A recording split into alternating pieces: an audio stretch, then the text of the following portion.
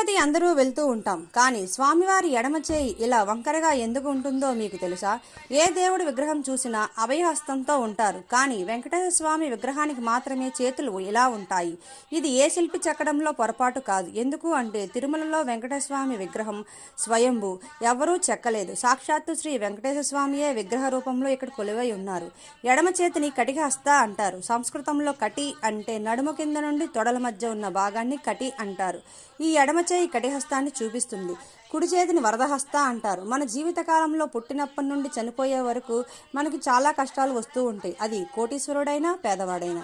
కుడి చేయి చూపించినట్టు ఎవరైతే వెంకటేశ్వర స్వామిని శరణు కోరుతారో, ఎడమ చేయి చూపించినట్టు కటిహస్తాన్ని దాటనివ్వకుండా, కష్టాలు రానివ్వకుండా ఆ స్వామి మనల్ని రక్షిస్తాడు.